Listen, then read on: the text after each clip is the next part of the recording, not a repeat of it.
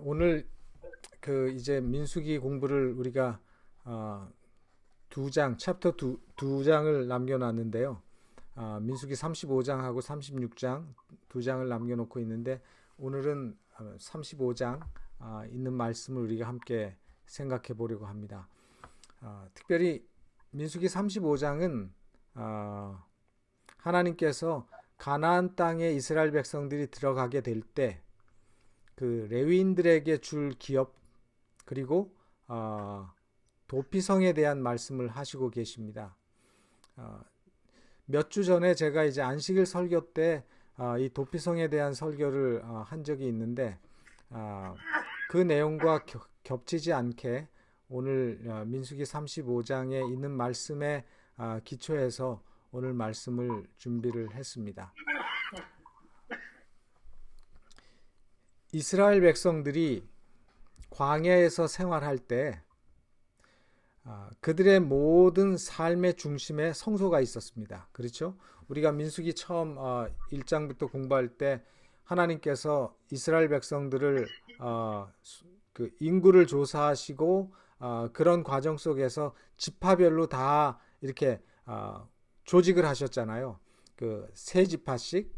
그래서 제일 중앙에 뭐가 있었는가 하면 하나님의 성소가 있었고 그 성소를 중심으로 해서 이스라엘 백성들이 다 진을 치고 있었죠. 근데 그렇게 광야 40년 동안에는 이스라엘 백성들이 가는 데마다 성소가 제일 먼저 자리를 잡고 성소가 펼쳐지면 이제 그 주변으로 동서남북으로 이스라엘의 12지파들이 진을 다 형성하고 그렇게 생활을 했었는데 이제 그들이 가나안 땅을 지척에 두고 있잖아요. 바로 요단강만 건너가면 이제 가나안 땅인 바로 모압 평지에 있을 때에 하나님께서 가나안 땅에 들어간 후에 이제 그들이 어떻게 될 것인지에서 어떻게 살 것인지에 대해서 오늘 말씀을 통해서 교훈을 하시고 계십니다. 실제로 이스라엘 백성들이 가나안 땅에 들어온 이후에 성소가 어디에 있을 것인가, 성소를 어디에 두어야 될 것인가 한 장소를 정해야만 했었습니다. 근데 그들이 어디에다가 성소를 정했는가 하면 민수기에는 그 내용이 나오지 않지만 이제 성경을 보면 이스라엘 백성들이 가나안 땅에 들어간 다음에 정복한 다음에 성소를 어디에다가 이제 두게 됐는가 하면 길갈이라는 곳에 성소를 두게 됐어요. 근데 여러분들도 아시다시피 성소가 하나님의 성전이 어디에 있었습니까? 예수님 당시에 예루살렘에 있었잖아요. 그래서 이 길갈이라고 하는 곳도 성소를 위한 영구적인 장소가 되지 못했죠. 그래서 처음에 길갈에 있다가 나중에 에브라임 땅이 있는 실로로 옮겨졌고 그렇게 이제 몇 번 이렇게 성소가 이렇게 옮겨가는 그런 사건들이 있게 되는데 어찌됐건 가나안 땅에 하나님의 성소가 있었던 그 장소는 모든 지파들이 그 거리가 비슷하게 출입하기가 아주 편한 제일 중앙에 위치하고 있었다는 사실이죠. 제가 미국에 와가지고 이제 각 주의 수도 각 주의 캐피탈이 어디인가 그런 것들을 이제 지도를 보면서 이렇게 보니까 미국은 그 주에서 제일 큰 도시가 한국은 뭐 경상남도면 그 경상남도에서 제일 큰 도시의 그 도청 소재지가 있잖아요. 근데 미국은 보니까 제일 큰 도시의 그 캐피탈이 되는 게 아니고 이렇게 그 주가 있으면 그 주에서 제일 그래도 가운데 중앙에 캐피탈이 위치한 걸 제가 보게 되면서 미국은 그 행정적인 중심 도시가 그래도 각 주에서 거리가 다 비슷하게 다 오기가 다 편한 중앙에 위치하고 있구나. 그래서 어떤 도시는 그 주에서 크지 않은 도시죠. 근데도 수도인 경우가 많죠. 우리 워싱턴만 봐도 그렇죠. 시애틀이 제일 큰 도시인데 주도는 저기 올림피아죠. 오레곤주도 마찬가지죠. 제일 큰 도시는 포틀랜드인데 주 수도는 세일럼에 있거든요. 그 제일 이제 오레곤주의 중앙에 그런 걸 보면은 이 뭔가 이렇게 사람들이 출입하기 편한 곳에 어떤 행정적인 것이 위치해 있는 것처럼 가나안 땅에 들어갔을 때 하나님의 성소도 항상 그들의 땅에 있어서 제일 중앙에 위치하고 있었다. 그죠? 그래서 다윗이 솔로몬이 예루살렘에 하나님의 성전을 지을 때까지 어디에 있었는가? 아니면 실로에서 얼마나 있었는가? 하나님의 그 법궤가 엘리 제사장 시대에 블레셋 사람들에게 뺏긴 적이 있습니다. 우리가 그 성경 구약 성경에 보면 그 얘기가 나오는데 하나님의 법궤가 그 블레셋 사람들에게 뺏긴 적이 있죠. 그러다가 이제 다시 이스라엘 백성들에게 돌아오게 됐는데 뺏기기 전까지 출애굽에서 가나안 땅에 들어가서 뺏기기 전까지 300년 동안 실로라고 하는 곳에 하나님의 성소가 있었어요. 그렇다면 광야 시대 때는 성소를 중심으로 해서 그들이 텐트를 치고 살았는데 그리고 성소 주변에는 누가 살았는가 하면 제사장들과 레위인들이 살았죠. 성전에서 봉사하는 사람들.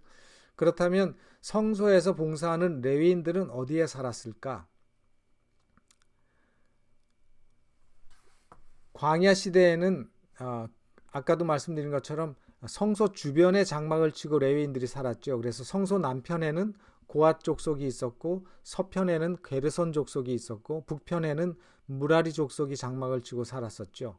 그리고 동쪽에는 모세와 아론과 이 제사장 계급들이 거기 살았는데 이 레위인들이 하나님이 약속하신 그 가나안 땅에 들어왔을 때는 실로라고 하는 그 성소 주변에서 몰려 살지 않았습니다.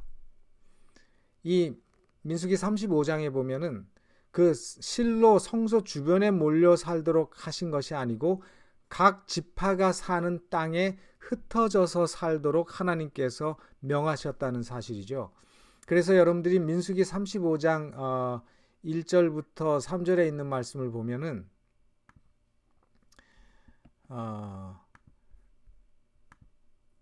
민수기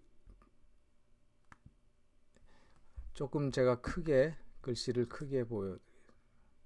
민수기 35장 1절부터 3절에 있는 말씀을 이렇게 보면은 이렇게 말씀하고 계시죠. 여호와께서 여리고 맞은편 요단가 모압 평지에서 모세에게 일러 가라사대 이스라엘 자손에게 명하여 그들의 얻은 기업에서 레위인에게 거할 성읍들을 주게 하고 너희는 또 그 성읍 사면의 들을 레위인에게 주어서 성읍으로는 그들의 거처가 되게 하고 들로는 그들의 가축과 물산과 짐승들을 둘 곳이 되게 할 것이라. 그래서 여기 있는 말씀처럼 가나안 땅에 들어가거든 레위인들이 거할 성읍을 주는데 그 성읍들은 이제 이 레위인들이 살면서 그 성읍 주변의 땅들은 그들이 가축을 치고 농사를 지을 수 있는 그런 곳이 되게 하라고 말씀하셨죠. 그래서 이 민수기 35장을 읽어보면 하나님께서 백성들로 하여금 그 레위인들의 기업으로 받게 되는 그 성읍의 개수가 총 몇 개였는가 하면 48개의 성읍이었어요. 그 중에 도피성이 6개고 나머지 42개는 레위인들이 그저 일반적으로 거하는 성읍이었어요. 그리고 그 주변에 몇 규빗까지는 레위인들이 농사짓고 가축들을 칠 수 있는 그런 땅으로 주었어요. 그래서 이 고고학자들이 레위인들이 가진 땅들이 얼마나 크고 얼마나 많았는가라고 하는 것들을 제가 조사한 거를 보니까 그 고고학자들이 그랬어요. 그 당시에 레위 사람들이 거하는 성읍도 그랬고 그들에게 주신 그 땅이 우리가 생각하는 것보다도 훨씬 더 많고 컸다는 거죠. 이제 그걸 보면은 하나님께서 레위인들에게 기업을 주지 않겠다고 하셨는데 이렇게 성읍이 딸린 땅을 주셨어요. 근데 그 성읍, 그 땅들이 결코 작은 땅들이 아니었다는 거죠. 물론 이제 한 지파로서 레위인들이 어떤 지역을 차지하고 살게 하진 않으셨고 몰려서 살지 않고 각 지파의 백성들이 사는 그 땅에 어떤 성읍에 살면서 그 백성들과 섞여 살도록 하셨다는 얘기죠. 그 이유가 무엇이었을까요? 왜 하나님께서 레위 사람들에게 그저 한 덩어리의 큰 땅을 기업으로 주지 않고 이렇게 성읍, 48개의 성읍을 주시면서 각 지파들이 사는 그 땅에서 함께 섞여 살도록 하신 이유가 무엇이었을까요? 그것은 바로 그 레위인들이 하나님의 백성들에게 이스라엘 백성들에게 끊임없는 영적인 감화력을 미치도록 하기 위함이었다는 사실입니다. 광야 생활을 할 때는 모든 백성들이 가까운 거리에서 성소를 중심으로 해서 생활했었죠. 그리고 그들의 지도자였던 모세는 그 백성들과 가까이 지내면서 직접 하나님의 말씀을 듣고 직접 그들과 그들의 신앙과 영적인 상태를 살필 수가 있었죠. 그러니까 언제든지 그들에게 하나님의 뜻을 전달할 수가 있었습니다. 근데 가나안 땅에 들어와서 가나안 땅에 들어온 그 이후에는 가나안 땅에 그 지파별로 백성들이 흩어져서 살다 보면 그들에게는 이제 정복한 다음에는 지도자가 없잖아요. 그래서 영적인 그 어떤 감화력이 모든 백성들에게 미치기가 어려운 상황이었어요. 그렇기 때문에 하나님께서는 그 지파들이 사는 각 곳에 레위인의 성읍을 두시고 레위인으로 하여금 각 지파와 각 성읍에 흩어져 살면서 그들과 함께 사는 백성들에게 끊임없이 하나님 앞에 신실하게 신앙하고 하나님 앞에서 거룩함을 지키는 그 일에 대해서 가르치고 증거할 수 있도록 하나님께서 하신 것이라는 거죠. 그래서 그들은 백성들과 함께 섞여 살면서 그들의 괴로움을 나누고 그들의 슬픔을 나누고 또한 그들의 기쁨과 행복을 함께 나누면서 살면서 그들에게 영적인 지도자들로서 영적인 감화력을 끊임없이 이렇게 미칠 수 있도록 하나님께서 조처하신 것이라는 거죠.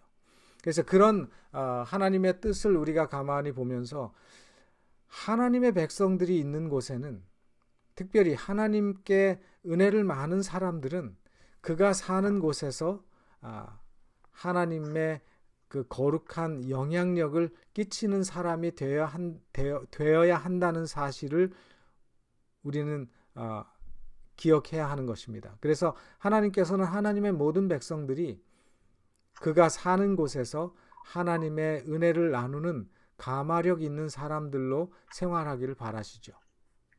그래서 하나님께서 레위 백성들을 한 레위 지파만 뭉쳐서 살도록 안 하시고 다 퍼뜨려서 백성들 속에서 살면서 그들에게 영적인 감화력을 끼치라고 하는 계획을 세우셨다는 것입니다.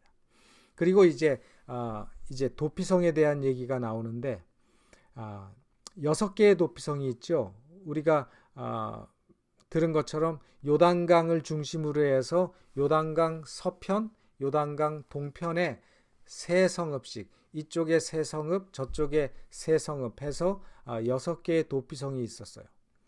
말 그대로 이 도피성은 도망가는 성이죠. 이 도피성을 하나님께서 지정하신 목적은 뭔가 하면 부지 중에 그냥 아무런 계획 없이 실수로 살인을 저지른 사람의 신변을 보호하기 위함인데 여기에도 하나님의 귀한 영적인 뜻과 교훈이 우리에게 있다는 사실입니다. 민수기 35장 10절로 14절에 있는 말씀을 보면 민수기 35장 10절로 14절에 있는 말씀을 보면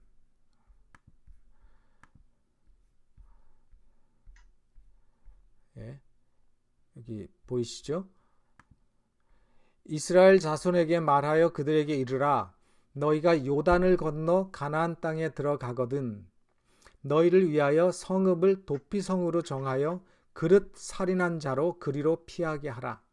이는 너희가 보수할 자에게서 도피하는 성을 삼아 살인자가 회중 앞에서 서서 판결을 받기까지 죽지 않게 하기 위함이니라.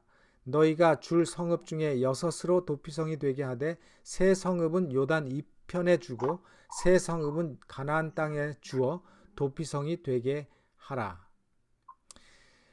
왜 이런 제도가 필요했을까? 물론 그릇 부지 중에 살인한 사람을 보호하기 위해서 주셨다고 말씀하셨지만 사실은 그 당시에는 어떤 사법제도가 확립되어 있었던 시대가 아니었잖아요. 왕도 없었고 그저 하나님께서 그 이스라엘 백성을 다스리는 신권 정치 시대였는데 그래서 만약에 어떤 사람이 실수로 죽였던 일부러 죽였던 상관없이 사람을 죽이면 그 죽은 사람의 희생자의 가장 가까운 친족이 그 죽은 피의 보수자가 될 수 있었어요.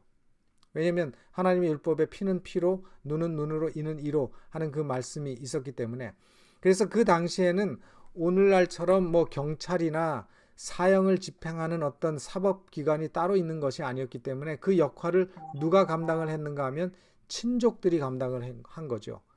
그래서 이 보수자가 죄의 증거가 분명한 경우에는 법관의 취조까지 기다릴 필요가 없이 복수할 수 있었어요.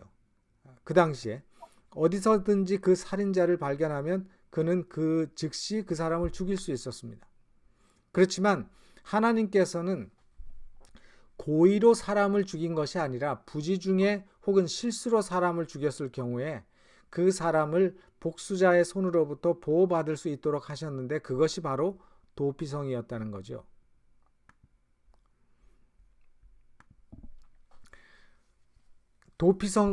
그래서 도피성은 가나안 땅 어느 곳에서든지 한나절 안에 갈 수 있는 곳에 분산 배치되어 있었어요. 그 이제 도피성이 어디 있었는지 그 지명을 이렇게 찾아보면 아주 적당한 곳에 간격을 두고 배치가 됐는데 어떤 도시에서든지 도피성까지는 한나절 안에 갈 수 있는 거리에 있었어요.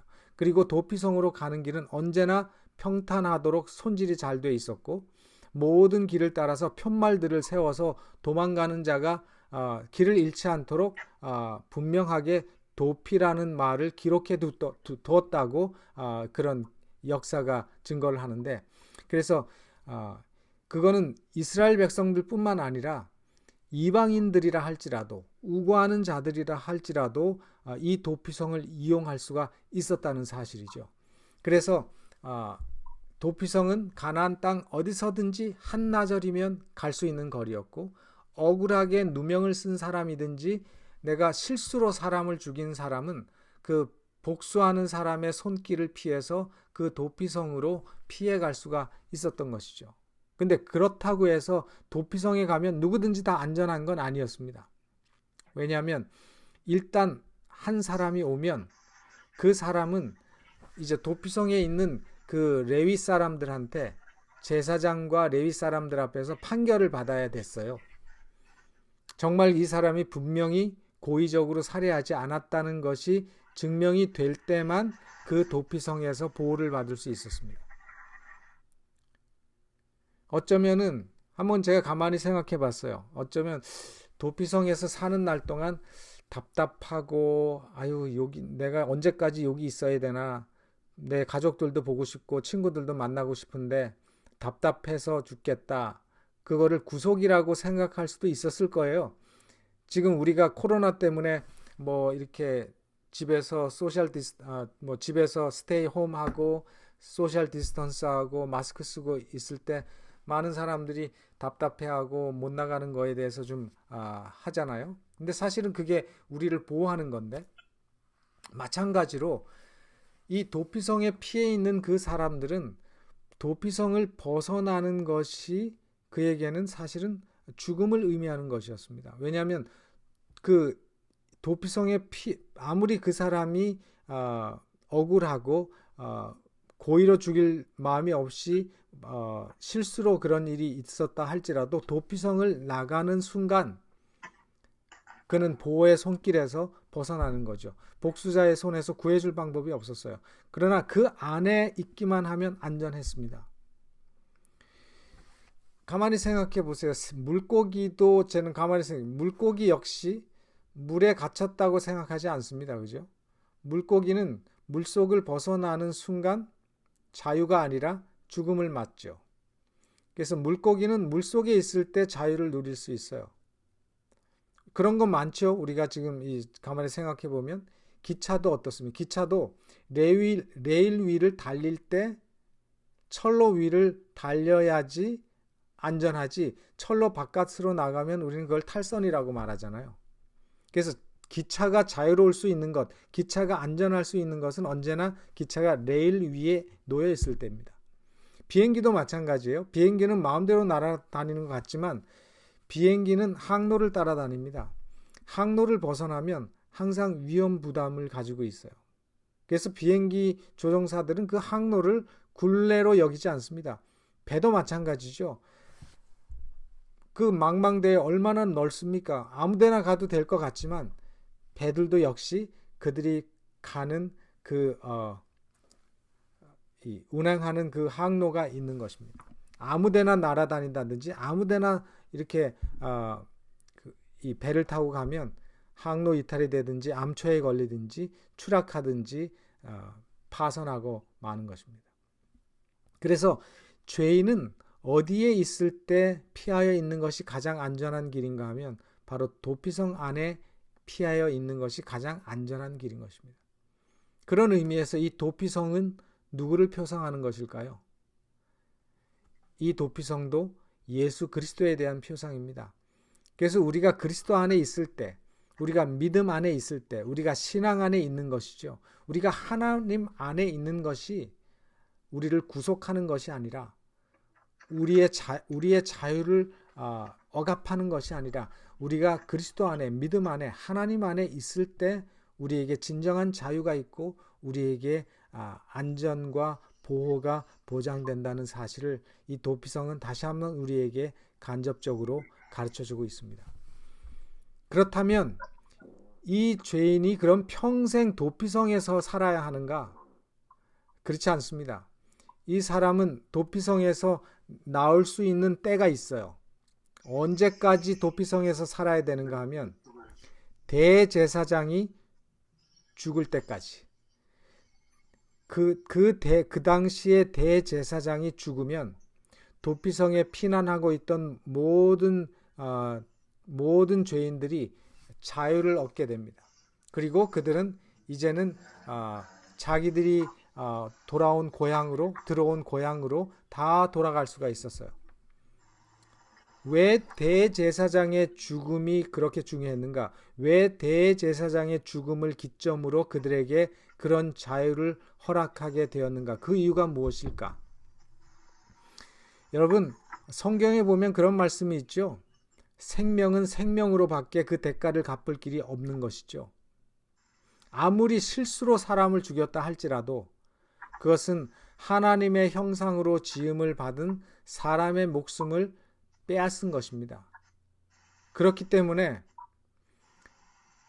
우발적인 살인의 경우에도 생명은 너무 귀중하기 때문에 오로지 그 사람이 죽은 그 살인에 대해서 똑같은 한 사람의 죽음이 있어야 그것을 속할 수가 있었어요. 근데 그 사람의 생명의 대가를 누구의 죽음으로 대속한다는 의미인가 하면 바로 대제사장의 죽음으로 대속한다는 의미예요. 다시 말해서 잡음이 많이 들립니다. 다시 말해서 여호와께서는 살인자의 죽음 대신에 대제사장의 죽음을 대속으로 받아들이신 것이죠. 그래서 도피자의 도피가 언제 끝나는가 하면 바로 대제사장의 죽음으로 그 도피 생활이 끝나죠. 어쩌면 그 대제사장이 죽어가면서 그렇게 얘기했는지도 모릅니다. 이제 도피성에 있는 사람들한테 비록 나는 죽지만 자네는 이제 자유할 걸세. 내 죽음으로 자네가 자유할 수 있다면 그것으로 나는 만족한다네. 그래서 대제사장의 죽음으로 그 모든 도피성에 피했던 그 죄인들이 자유함을 얻을 수 있었어요. 그래서 진정한 종말은 대제사장의 죽음이었습니다. 그래서 대제사장의 죽음은 바로 끝낼 수도 없는 죄인의 끝이었고 종말이었다는 사실이죠. 우리가 히브리서에 보면 그런 말씀이 있죠. 히브리서 9장에 보면 11절과 12절에 그리스도께서 장래 좋은 일에 대제사장으로 오사 염소와 송아지의 피로 아니하시고 오직 자기 피로 영원한 속죄를 이루사 단번에 성소에 들어가셨느니라.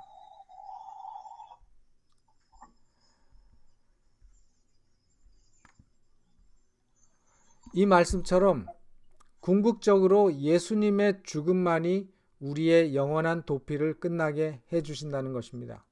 바로 여기서 말씀하는 예수 그리스도의 속죄는 뭔가 하면 십자가죠. 십자가는 우리의 죄의 진정한 종말인 것입니다. 우리의 도피 생활의 끝인 것입니다. 그래서 바로 여기서 얘기하는 대제사장도 역시 예수 그리스도를 상징하고 있죠. 예수 그리스도의 십자가를 상징하는 것이죠. 그래서 대제사장의 죽음은 예수 그리스도의 죽음을 상징합니다.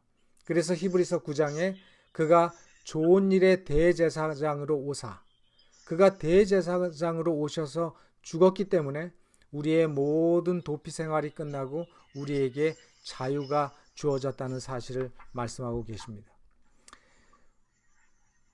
이제 이 도피성에 대한 것을 마무리하면서 우리가 또 다른 도피성을 통해서 얻을 수 있는 교훈이 있는데, 첫째는 뭔가 하면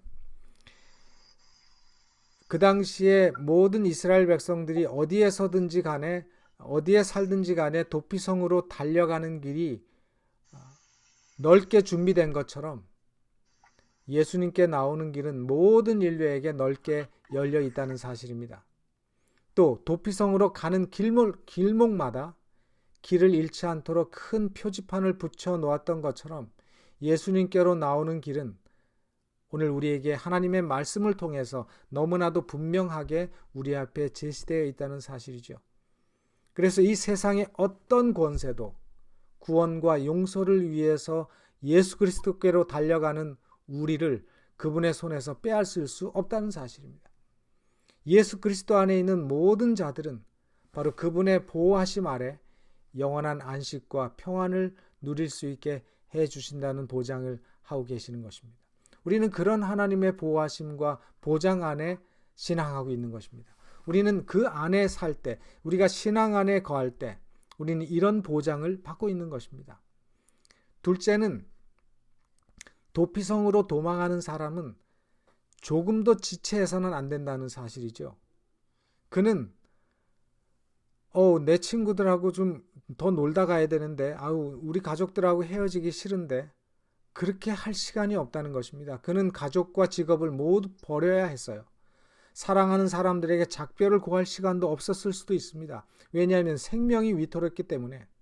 그가 안전한 땅으로 피하는 이 한 가지 목적을 위해서 다른 모든 것을 포기해야만 했어요. 그는 피로도 있고 어려움도 돌아보지 않았습니다.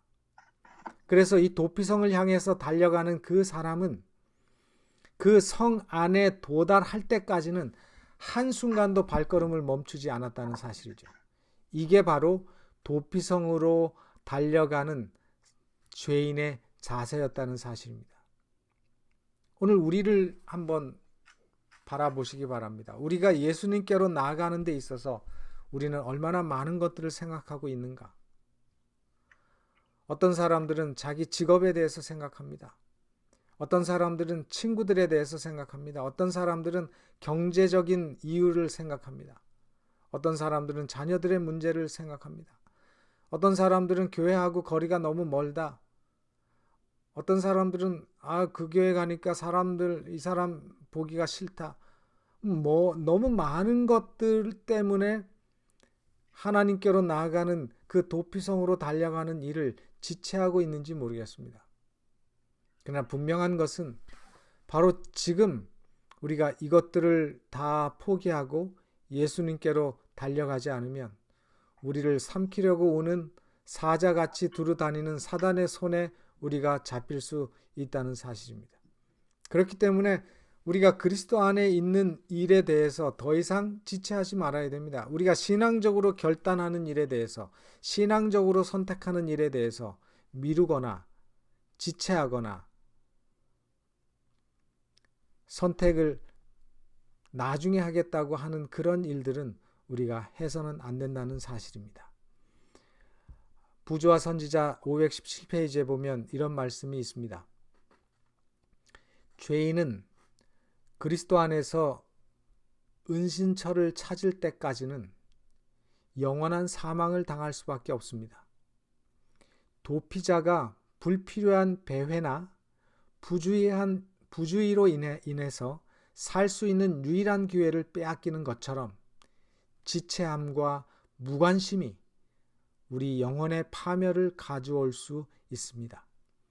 대적 사단은 하나님의 거룩한 율법을 범하는 모든 사람들을 추적하고 있습니다. 사단의 위험에 민감하지 못하고 영원한 피난처에서 보호받으려는 열렬히 노력하지 않는 자들은 파괴자 사단의 제물이 될 것입니다. 그렇습니다. 우리의 도피성 되신 예수님께 나아갈 때가 바로 오늘, 바로 지금이라는 사실입니다. 또한 오늘 이 안식일은 하나님께서 하나님의 백성들에게 이 세상의 모든 수고를 그치고 잠시 하나님의 품 안에서 쉬면서 회복하고 평안을 누리고 구원을 경험하는 그 피할 수 있는 시간의 도피성이라고 말할 수 있습니다. 세상에 돈 버는 일에 바빠서, 노는 일에 바빠서, 어떤 일에 바빠서 우리가 이 안식일을 잊어버리고 우리의 바쁜 일에 몰두한다면 우리는 하나님께서 우리에게 주시는 많은 은혜와 축복을 놓치게 될 것입니다. 하나님의 보호하심의 손길에서도 우리는 떨어질지도 모르죠. 그렇기 때문에 우리는 그런 일에 있어서 한순간도 지체해서는 안 된다는 사실입니다.